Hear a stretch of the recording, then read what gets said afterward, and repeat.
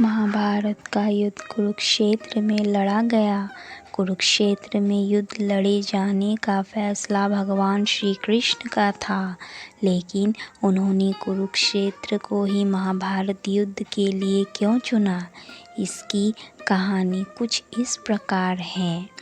जब महाभारत युद्ध होने का निश्चय हो गया तो उसके लिए ज़मीन तलाश की जाने लगी।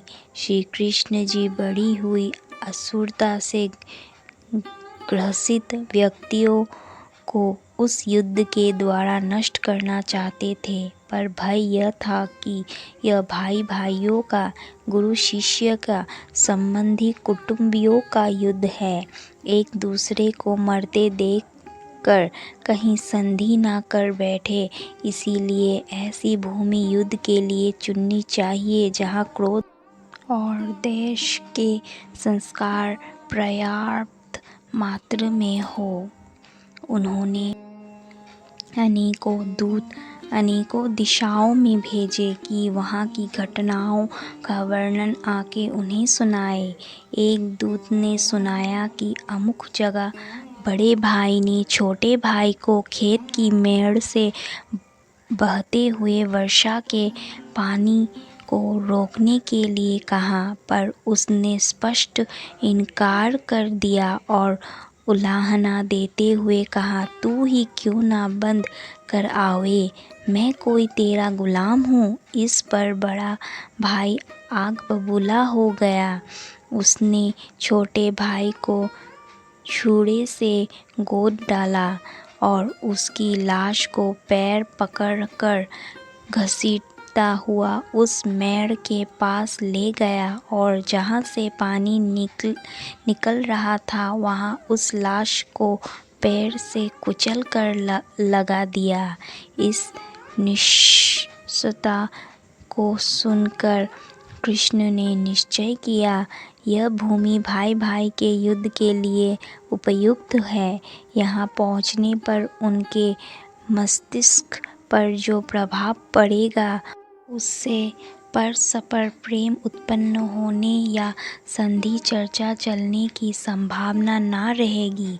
वह स्थान कुरुक्षेत्र था, वहीं युद्ध रचा गया। महाभारत की यह कथा इंगित करती है कि शुभ और अशुभ विचारों एवं कर्मों से के संस्कार भूमि में देर तक समाये रहते हैं, इसीलिए ऐसी भूमि में ही निवास करना चाहिए जहाँ शुभ विचारों और शुभ कार्य का समावेश रहा हो।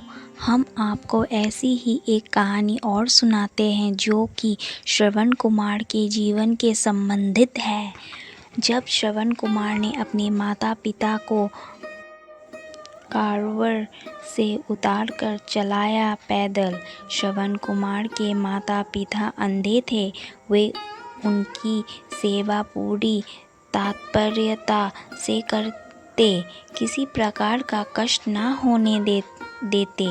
एक बार माता पिता ने तीर्थ यात्रा की इच्छा की। श्रवण कुमार ने कारवर बनाकर दोनों को उसमें बिठाया और उन्हें लेकर तीर्थ यात्रा को चल दिया। बहुत से तीर्थ करा लेने पर एक दिन अचानक उसके मन में यह भाव आए कि पिता माता को पैदल क्यों न चलाया जाए।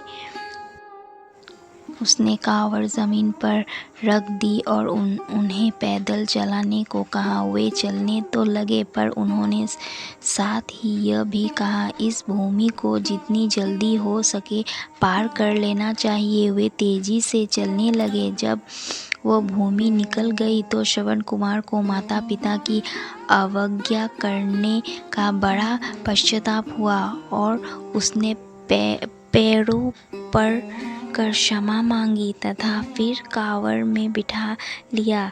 उसके पिता ने कहा, पुत्र, इसमें तुम्हारा दोष नहीं।